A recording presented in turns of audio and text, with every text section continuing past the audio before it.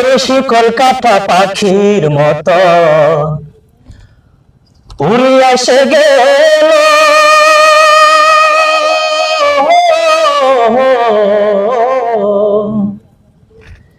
সেদিন হতে আমার জীবন শুধু এলোমেলো। জাতের কুলে দাগ লাগাইয়া, জাতের কুলে দাগ লাগাইয়া কান্না হইল সার। ভালোবাসার ময়না পাখি এখন জানি কার। আমার ভালোবাসার ময়না পাখি এখন জানি কার। শিকল কাটা পাখির মতন উড়িয়া সে গেল সেদিন হইতে আমার জীবন শুধু এলোমেলো।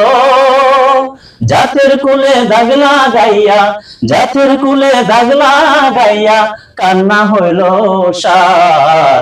ভালোবাসার ময়না পাখি এখন জানি কার।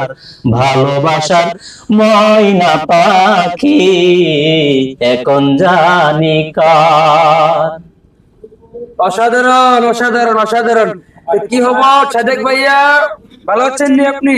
এই তো ভাইয়া আলহামদুলিল্লাহ, আপনার দোয়ায় ভালোবাসায় ভালো ভালো আছি। যাক মাশাআল্লাহ মাশাআল্লাহ, আপনার চমৎকার কণ্ঠে একটি গান শুনতে পেলাম। তো এত শীতের ভিতর কুয়াশা জর্জরিত চারিদিকে, এর মাঝে আপনি খোলা আকাশের নিচে গান গাচ্ছেন ভাই, আপনি মানে চাচ্ছেন নাকি বলতে চাচ্ছেন? আমি বলতে যেটা চাচ্ছি, এই খোলা আকাশের চতুর্দিকে এত শীত মানে প্রবাহের মধ্যে আমি আসছি আপনাদেরকে নিত্য নতুন কিছু বিনোদন দেওয়ার জন্য, গান উপহার দেওয়ার জন্য। আপনারা যদি ভালো ভালো লাগে অবশ্যই আমাকে বলবেন, আমাকে সাপোর্ট করুন। আমি আরো নিত্য নতুন কিছু ভিডিও আপনাদের গান দেওয়ার চেষ্টা করব। এই জন্য শীতের মধ্যে এত কষ্ট করে আপনাদের মাঝে সম্মুখে আসা।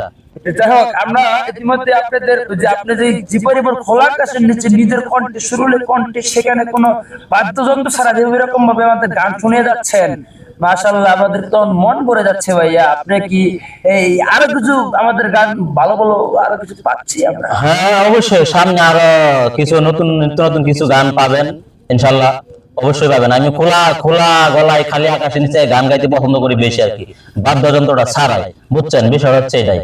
আপনি কি বাদ্যযন্ত্র নিয়ে গান গাইতে কি ইচ্ছুক? হ্যাঁ, বাদ্যযন্ত্র নিয়ে গান গাইতে এখন বর্তমানে ইচ্ছুক না, আমি খোলা কণ্ঠে গান গাইতে ইচ্ছুক বেশি আর কি, বুঝছেন?